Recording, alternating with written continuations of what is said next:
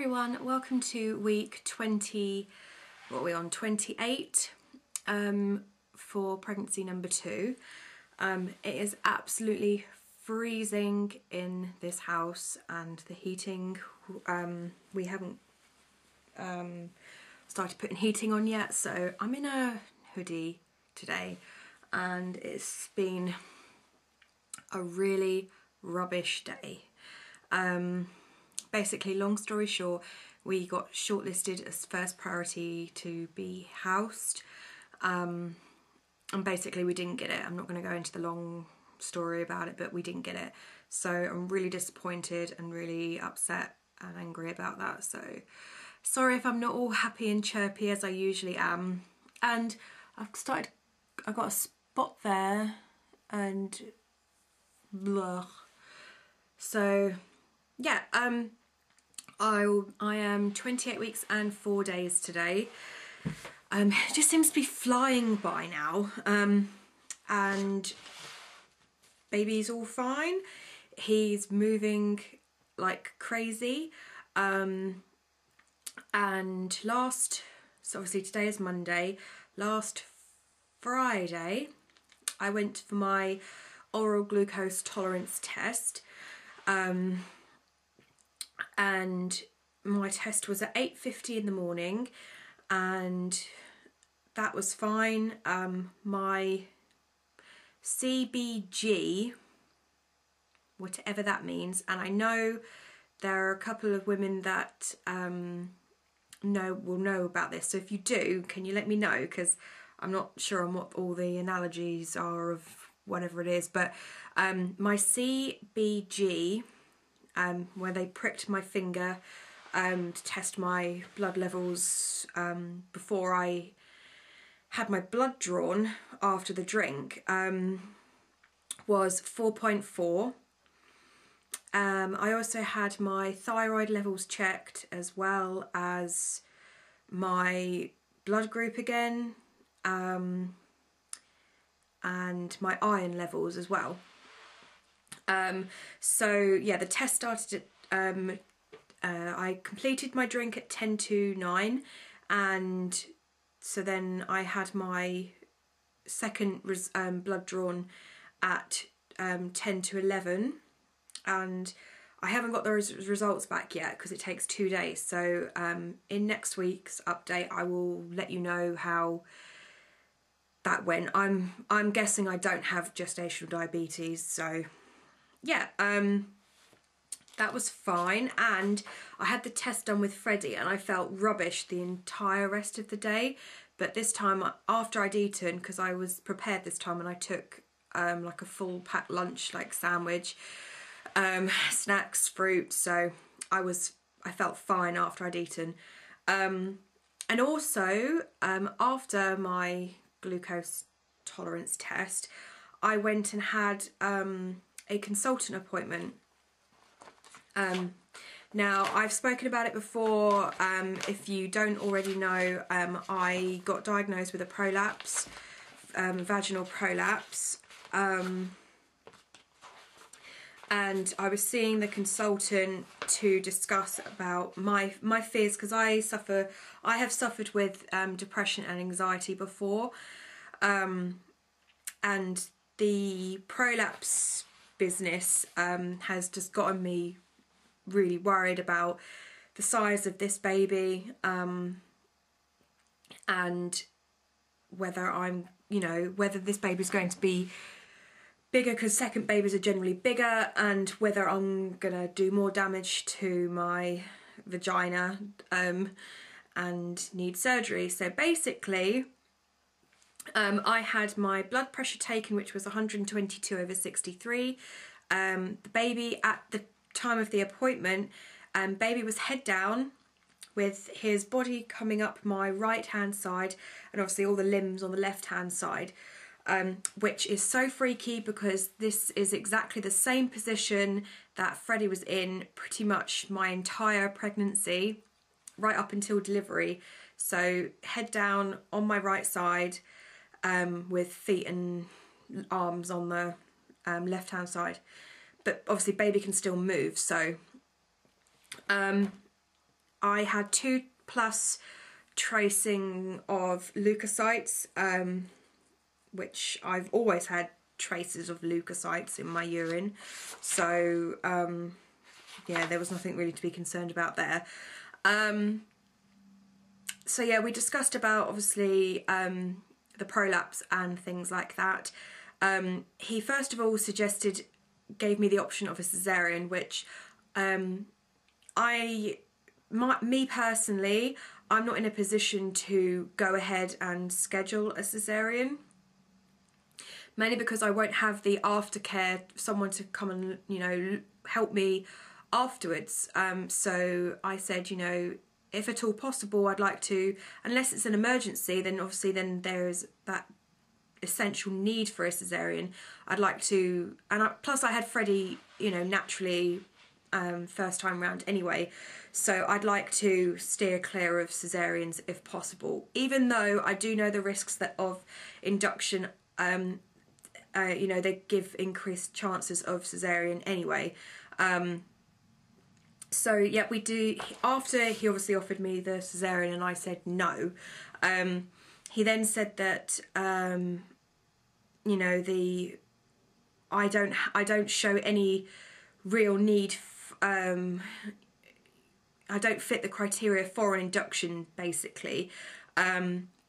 But the fact that there was talk of shoulder dystocia with Freddie, I do have the prolapse, and Freddie was 8'9". Well, he was 8'8", but in all my books, record books, they've got him down as 8'9", because he was like a couple of grams off of 8'9". So for a first time baby and being only 5'2", that is quite large. And I didn't have gestational diabetes, and I wasn't eating excessively, especially because I had hyperemesis, you know, throughout his pregnancy. So what he suggested is that I come in at 28 weeks and 1 day, which will be, funnily enough, the day after my birthday, so the 20th of December, and he will do a vaginal examination, and if I'm found to have a favourable cervix, or if I've started dilating at all, then they will do a sweep, and if I have dilated significantly but not actually gone into labour, they said that they'll break my waters. So that will be done at 38 weeks and 1 day, which is a Friday. So that is sort of exciting. Some people may think that 38 weeks the baby's not ready yet, but obviously Freddie was 8 pounds 9 at I had him 3 minutes. I had him at I went into labour on my due date, basically, so the baby would be a good size by then, and the baby that I'm carrying right now is bigger than Freddie was, you know, at this stage anyway. Even though I've actually lost a pound since last week. I'm still only 7 pounds up since before pregnancy. So and if the sweep if I'm not favourable enough for my waters to be broken and they're not able to do a sweep, then I will come back and be seen again at 39 weeks, which I turn exactly 39 weeks Boxing Day, the day after Christmas. So I would probably go in on the 27th to have that checked out again, and then go from there. So yeah, that's how the consultant appointment went. Basically, in terms of my prolapse, they've said that I cannot have, well, they didn't say I can't, but they said that they preferably won't do surgery on me until they know that I have finished having children. Basically because if they do the operation and then I go on to have another child, and then that child then sort of, you know, it takes away the work that they did to repair it. But if I am in a position where the prolapse is that significant and it's affecting my day-to-day life that I need the surgery before I'm finished having children, then any subsequent children after the surgery would need to be delivered by cesarean. So yeah, that is basically what the situation is. I've got to, as soon as the baby's born, and I think it's at the 6-week checkup, I have got an appointment with my doctor I'm being referred to the hospital to see a specialist in terms of prolapse and things like that, to assess what, you know, how bad it is, if it can be fixed with physiotherapy. I don't know how that works, don't ask. And basically just do it that way, see if they can fix it without having to do operations. Because I'm doing my pelvic floor and it still is not doing anything. It's past the point of pelvic floor. But I'm still doing them, you know, just to see if it makes a difference. So, yeah, that's all that. So that was a bit long-winded, but that's all of that about how the glucose test went and the consultant appointment, which is quite big really, because, you know, I could possibly be having a baby before Christmas Day, if not Christmas Day, which I am not excited about. I have my flu jab booked for this Friday coming, and then I'm not sure if anyone else has had this. So anyone with children between the 1st of September 2009 and the 31st of August 2011, this year children are being offered a seasonal nasal spray influenza vaccination. So basically it's like a flu jab, but through a nasal spray for children. So Freddie is having that, and then I'm getting my whooping or whooping cough injection the same day. So that's the 29th of October. So yeah, I've got those 2 jabs. I know there's some controversy about the whooping cough injection, but I am all for preventing any possible you know, diseases, anything like that. My anxiety would be through the roof if I didn't get it. So that's all booked up to be done. I have a midwife appointment Wednesday. So what I may do is, obviously I'll upload this as soon as, and then once I've got the information from my midwife, I'll input it in the description box like I do usually. But yeah, at my consultant appointment, I forgot to mention, my belly was measuring exactly bang on the dates again. So at 20, it was measuring 28 weeks, and I was 28 weeks in 1 day.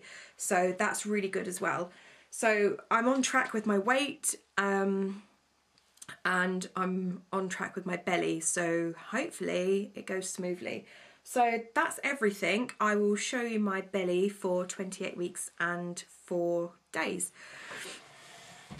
So hopefully you can see. So pull this up.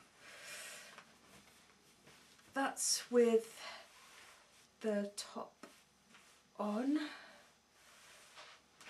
from the front, inside.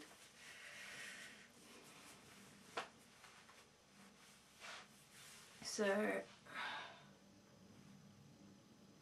and I have eaten lunch now, so belly's probably a little bit bigger. But I still think he's head down because I can feel, it's so weird, I can manoeuvre his head between my hands. So, yeah. There we go. Oh, actually, that's cold. Pull this up. Yeah. And this is not a maternity hoodie, but we'll make it work. So, yeah, I hope everyone's well. Sorry if this has been a long-winded video, but I needed to get all that done. And I hope everyone is having a good week and not so much of a depressing Monday as I'm having. And I will speak to you for week 29. Bye.